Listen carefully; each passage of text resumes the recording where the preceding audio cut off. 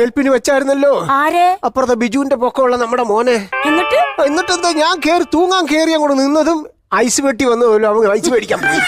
അത് കഴിഞ്ഞ് അവൻ തിരിച്ചു വന്നപ്പോ ഞാൻ കണ്ണും തള്ളി തഴ കിടക്കുക. എന്റെ അടുക്ക ചോദിക്കുക, അച്ഛാ 10 രൂപ വരുന്ന ഞാൻ ഐസ് മേടിച്ചിട്ട് വരട്ടെ. ഈശ്വര ഭഗവാൻ, ഇത്രയും സ്നേഹമില്ലാതെ പോയല്ലോ നമ്മുടെ മോന്. അവന് സ്നേഹമില്ലെന്ന് പറയണ്ട, നിനക്ക് സ്നേഹമുണ്ടോ? എടി, എന്തെങ്കിലും സ്നേഹം ഉണ്ടായിരുന്നുണ്ടെങ്കിൽ ഞാൻ അവിടെ നടുവും തല്ലി കിടക്കുമ്പോ എന്നെ വന്നല്ലേ പിടിക്കേണ്ടത്. അപ്പൊ മേളിൽ നിന്ന് വേണം കുഴ ഒടിച്ചോണ്ട് നീ ആടിന് കൊടുക്കാൻ കൊണ്ടുപോയില്ലേടി? അതെ, ആടിന് കൊടുക്കാൻ പോവും. മട്ടൻ 1 കിലോന് 800 രൂപ വില. ഈ പൊട്ടനെ കൊടുത്താൽ വല്ലതും കിട്ടും. പൊട്ടനല്ല, കുട്ടൻ. ആ, രണ്ടും കണക്കന്നെ. എടി, ഞാൻ അവിടെ കിടന്ന് കരഞ്ഞു വിളിച്ചിട്ട് നീ ഒന്നും എത്തി ഒന്നും നോക്കിയത് പോലില്ലല്ലോ. ആര് പറഞ്ഞു നോക്കിയില്ലാന്ന്? നിങ്ങൾ അവിടെ നിന്ന് ചന്തിയേന്ന് വിളിച്ചപ്പോ ഞാൻ വന്ന് നോക്കി. നിങ്ങളുടെ ചന്തിക്ക് ഒരു കുരു ഞാൻ കണ്ടില്ല. എടി, ചന്ദ്രിക എന്നാ വിളിച്ചത്. കുരുക്കിന്റെ എഫക്ട് കാരണം കാ പുറത്തേക്ക് വന്നില്ല. ആ, കുരുങ്ങി കിടന്നാ കാ പുറത്തോട്ട് വരില്ല. നമ്മൾ തോട്ടിയിട്ട് വലിക്കണം, അപ്പളേ കാ കിട്ടും.